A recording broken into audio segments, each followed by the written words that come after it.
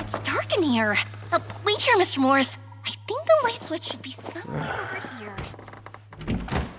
Why did I have to get roped into this?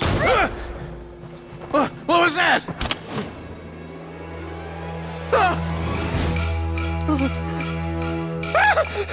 Who's there? Get me out! Get me out of here! Did you really think you'd get away, Morris?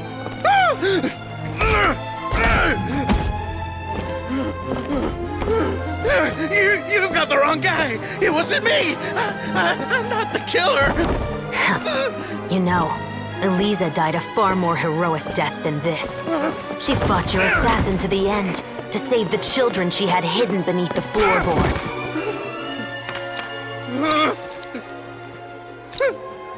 That is Eliza's pendant. The one with a photo of you two inside. The one you gave her. Ring any bells? It's a fake! It has to be! There's no way! No way your assassin didn't destroy it, you mean?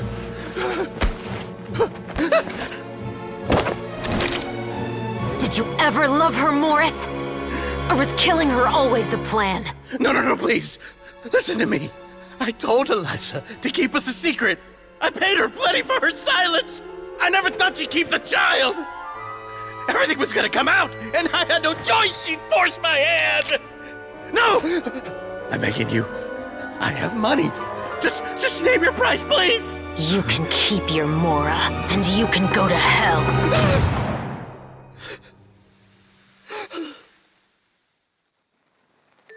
I'm Captain Chevreuse of the Special Patrol. Morris, you're under arrest for Eliza's murder. Huh?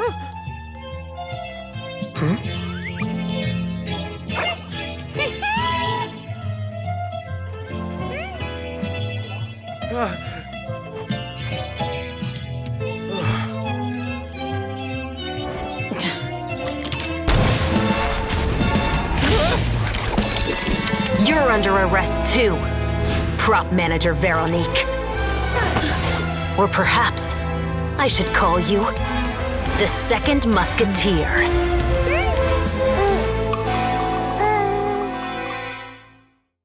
Wait, what's going on? This wasn't in the script. Drop the gun, Veronique. Why? Why would you keep me from exacting revenge on this heartless monster? Drop your weapon. This is my final warning.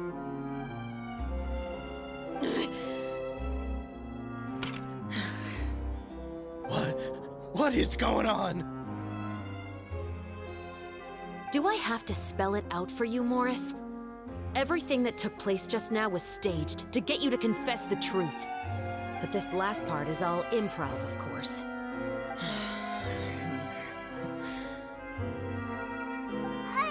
Chevreuse, you told us you wanted us to help you stage a play. You never said anything about the Second Musketeer. It's because even I had no way to confirm my theory until now. Thank you for your performance, Yoimiya.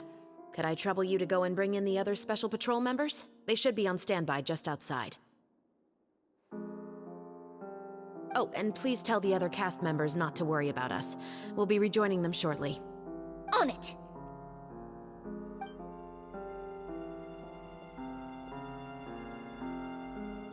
So what do you think, Morris?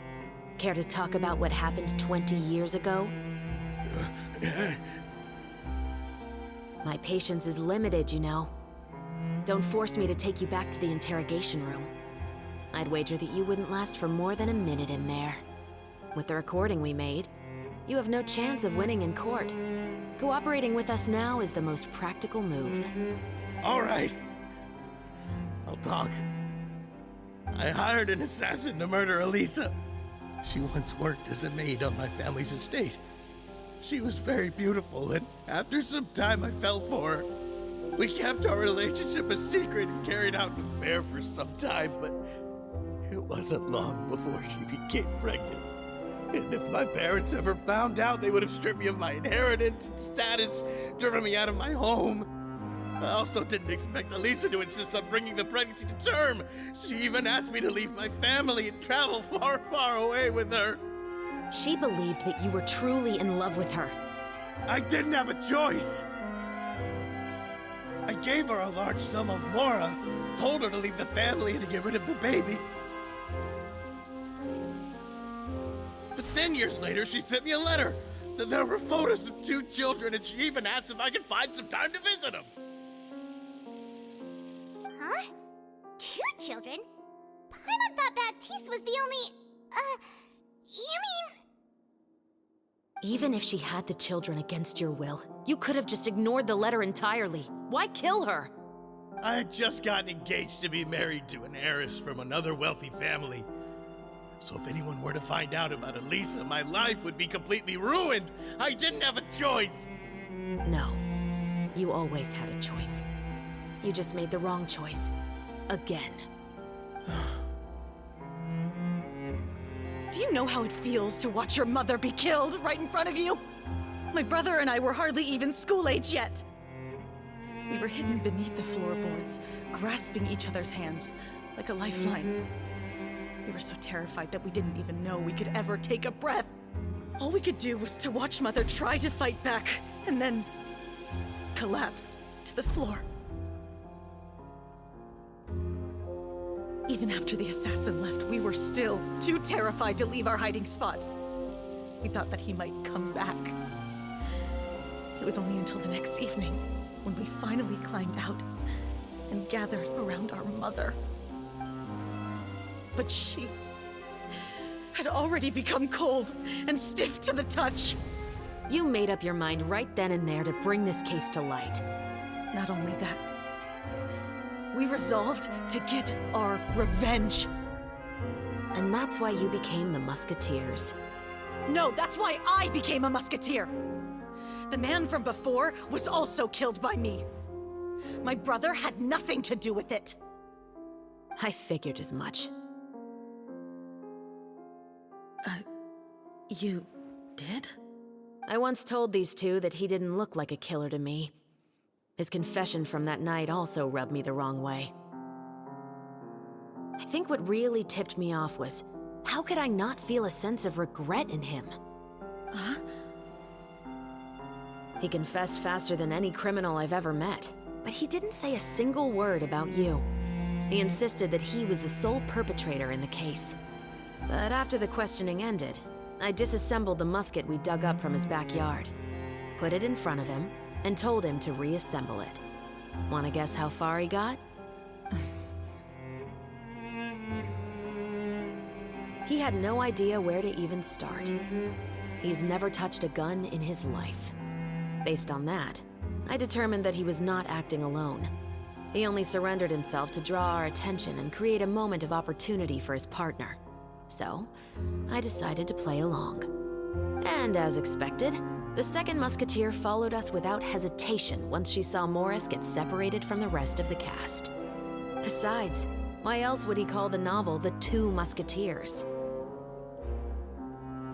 But how did you know it was Veronique? I figured it out the moment Baptiste told me his father's name. That so-called financial crisis was all just a ruse. He just wanted to sign up as the investor and then leave the film without any source of funding. After all, he has a vested interest in minimizing the reach of this story. It's really just the same thing as what he did to Elisa all those years ago. Human scum. But then Xavier pulled out all the stops and got the film made against all odds. Morris couldn't have that. With the killer in custody, he figured it was safe to act. And so he came to visit the set today, just as I expected. Wait, so you were behind all those mishaps today?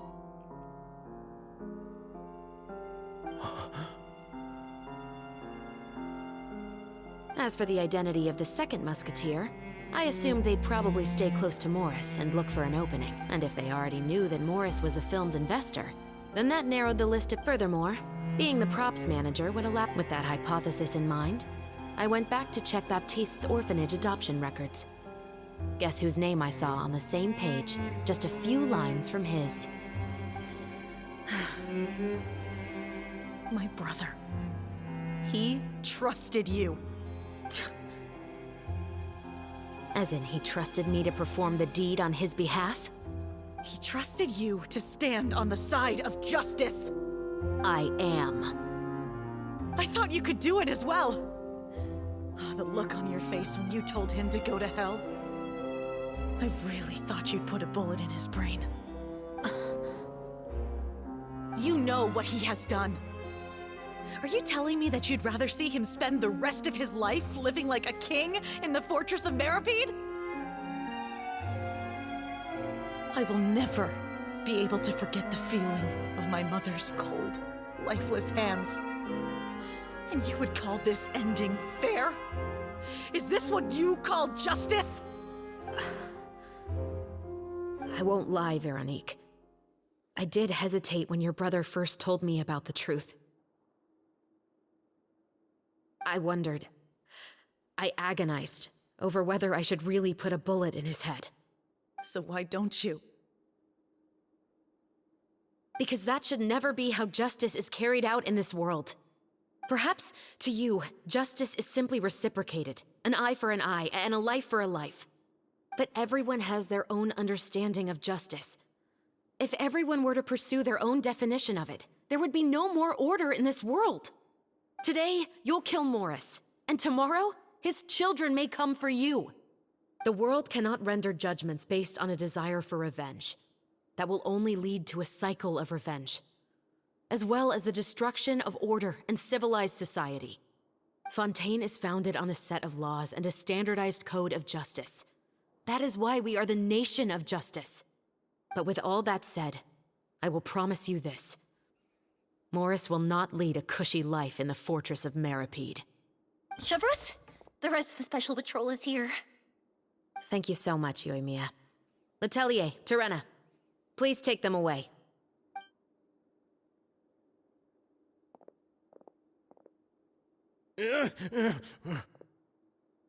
I still can't agree with your reasoning. I know. Justice has not been delivered. At least... Chevreuse. Let's go. We should give an explanation to the crew. Thank you for your I'm just thinking about the things in life that have driven people to...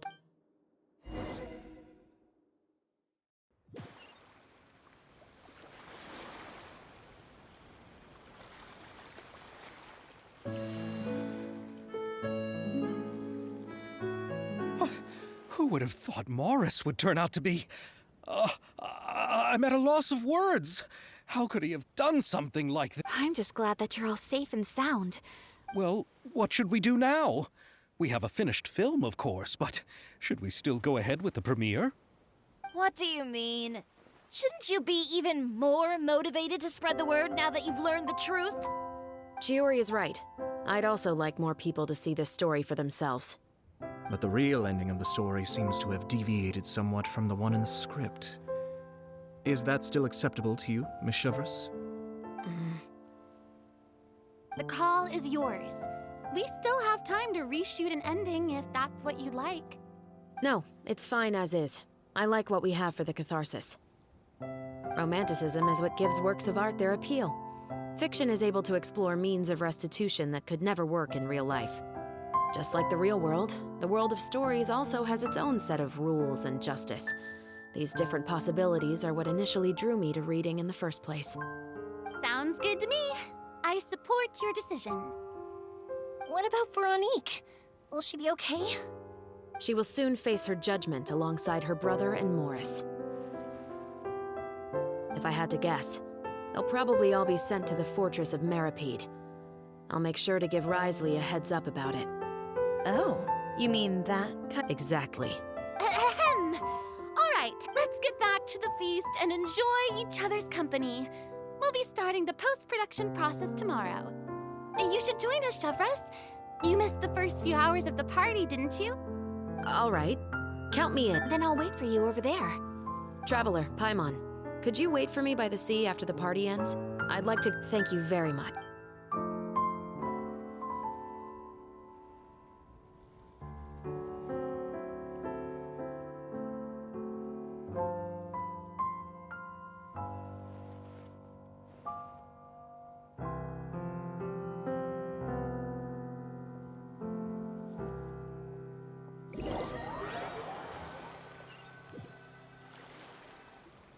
Sorry for the wait.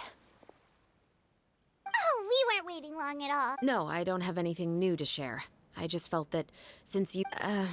Traveler, how would you have responded to Baptiste's request if you were in my shoes?